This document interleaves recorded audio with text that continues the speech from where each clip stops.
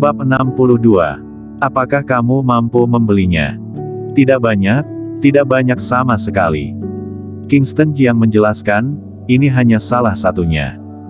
Orang-orang kaya di perbatasan belantara selatan memberiku uang kepada bosku.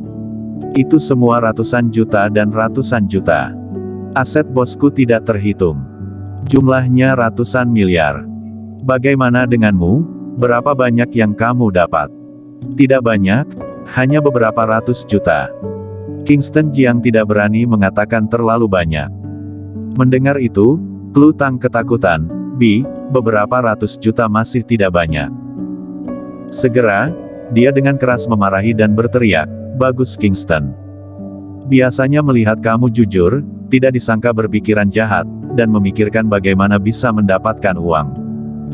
Bukankah itu normal? Ibu juga mengatakan bahwa keluarga paman di perusahaan, juga menggunakan posisi mereka untuk menghasilkan uang. Mereka penuh dengan suap, mobil mewah dan rumah mewah. Kakek juga hanya pura-pura tidak tahu, sedangkan ayah jujur, malah dimarahi habis-habisan. Klu Tang berpikir, ini masuk akal. Namun, ini berbeda sifatnya. Ini adalah bisnis keluarga dan yang serakah adalah uang keluarga. Sedangkan Kingston Jiang secara terang-terangan melanggar hukum. Kingston, kembalikan uangnya. Tidak masalah jika kamu miskin. Selama kamu bekerja keras, kamu dapat menghasilkan uang. Jika ini diselidiki oleh atasan, kamu akan berakhir. Aku tidak ingin pergi ke penjara untuk melihatmu kelak. Kingston Jiang tersenyum dan berkata, Klu, ini tidak terlalu serius. Aku pernah pergi ke pengadilan militer. Hukuman atasan kepadaku adalah dikeluarkan dari tentara, tidak pernah dipekerjakan, dan uangnya tidak dikembalikan. Bosku yang membantuku bicara. Bos melihatku bekerja selama 10 tahun di kemiliteran, jadi termasuk hadiah untukku. Kingston Jiang mulai menipu. Dia banyak bicara dan Klu Tang dengan enggan menerimanya. Dia juga percaya apa yang dikatakan Kingston Jiang. Bagaimana bisa seorang prajurit kecil meminjam mobil untuk masuk dan keluar dari wilayah militer dengan bebas? Sekarang dia tahu, ternyata Kingston Jiang pernah menjadi pejabat. Dia dikeluarkan dari militer karena dia menerima suap dan benar-benar mengenal orang besar. Tetapi meskipun Kingston Jiang punya uang, tapi membiarkannya membeli mobil mewah. Dia tidak rela. Karena uang yang bahkan diakui oleh komandan dan dianggap diberikan kepada Kingston Jiang, maka Klu Tang juga punya rencana lain. Dia berniat menggunakannya sebagai modal bisnis. Dia mulai berbicara dengan Kingston Jiang tentang cita-cita dan ambisinya. Sambil bicara, dia tiba-tiba berkata, omong-omong, Kingston, kamu tidak bisa memberitahu ibuku tentang uang itu, kalau tidak dia akan keluar dan membual tentangnya, atau bahkan ingin merebutnya secara langsung. Ini adalah milik pribadi kita. Ibuku sama seperti kakek, mementingkan harga diri. Kalau begitu, ayo beli mobil. Klu Tang mengetuk dahi Kingston Jiang, beli kepalamu, uangnya ada padaku, aku yang simpan dan punya keputusan akhir. Omong-omong, kamu kembali dulu, aku akan pergi sendiri, membeli pakaian. Hah? Klu, kamu membuang orang yang sudah tidak berguna. Aku baru memberitahumu ada sedikit uang di kartuku, kamu sudah ingin menyuruhku pulang. Benar-benar kacang lupa akan kulitnya. Tidak, aku harus pergi berbelanja untuk waktu yang lama, aku khawatir kamu lelah. Memangnya kenapa? Ketika aku menjadi seorang tentara, tidak peduli seberapa keras, aku bisa melewatinya. Dengan wanita yang aku suka, bagaimana aku bisa lelah? Mendengar ini, Klu Tang merasa senang. Dia tidak bisa membantu tetapi memeluk pinggang Kingston Jiang dengan erat. Segera, keduanya naik motor kecil ke toko pakaian wanita.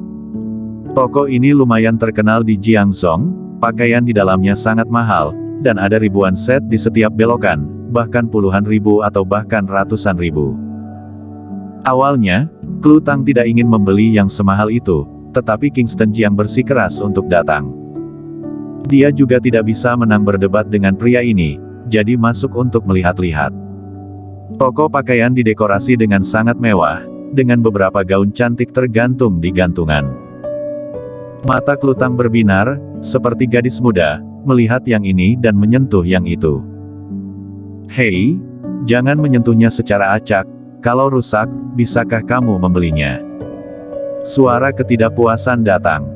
Klutang mendengar suara itu dan melihat pelayan dengan jas kecil menatapnya dengan ekspresi tidak senang.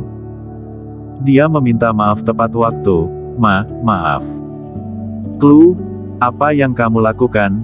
Kami adalah konsumen, dan pelanggan adalah Tuhan, bagaimana kamu bisa meminta maaf padanya? Kingston Jiang tidak puas. Klutang terlalu lemah, karakter ini akan menderita. Klutang menarik Kingston Jiang dan berkata, Kingston, lupakan saja, ayo cari di tempat lain. Terlalu mahal di sini, puluhan ribu satu set. Dia menarik Kingston Jiang dan ingin pergi. Meskipun Kingston Jiang memberitahunya bahwa kartunya ada uang, dia enggan menghabiskan begitu banyak uang untuk pakaian.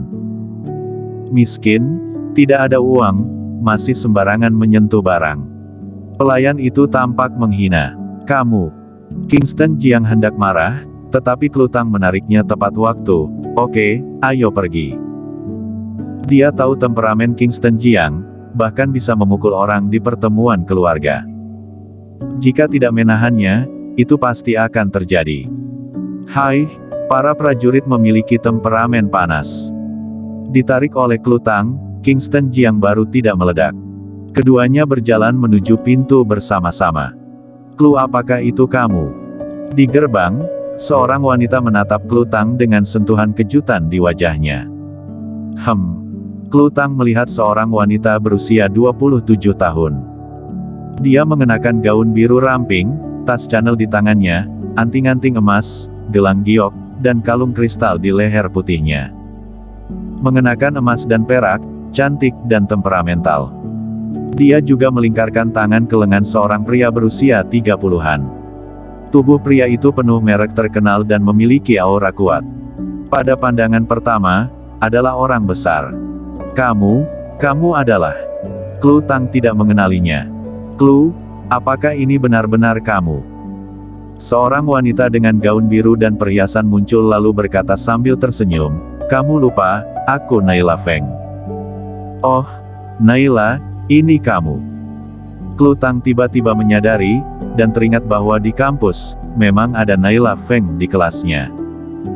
Klu, aku mendengar bahwa kamu telah memulihkan penampilanmu dan dinilai sebagai wanita cantik No. 1 di Jiangzhou, dan juga mendengar bahwa keluarga Tang menyewa menantu laki-laki.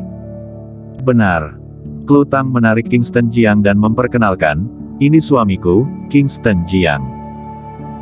Naila Feng juga menarik pria tampan itu, dan dengan murah hati memperkenalkan, ini adalah suamiku, Charlie Sun, dari keluarga Sun.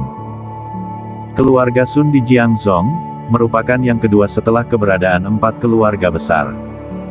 Tatapan Charlie Sun juga tertuju pada Klutang. Nama Klutang, di Jiangzhou, diketahui semua orang. Dulu dia adalah gadis jelek nomor 1, sekarang dia adalah gadis cantik nomor 1. Kontrasnya begitu besar sehingga sulit bagi orang luar untuk mengetahuinya. Melihat Klutang saat ini, ada juga sentuhan keserakahan dalam ekspresinya. Setelah melihat Kingston Jiang, yang mengenakan pakaian biasa, dengan ekspresi mengejek di wajahnya, dia berkata, Klu, keluarga Tang tempatmu berada dapat dianggap sebagai keluarga besar, mengapa kamu mencari suami sampah seperti itu? Keluargaku mempunyai banyak pria yang masih jomblo. Begini saja, bagaimana kalau kamu cerai dengan pria tidak berguna ini dan aku akan mengenalkan satu untukmu. Charlie Sun menatap Klutang dan menarik perhatiannya. Mengatakan itu adalah perkenalan kepada satu orang dalam keluarga, tetapi dia sebenarnya ingin melakukannya sendiri. Terima kasih atas kebaikanmu.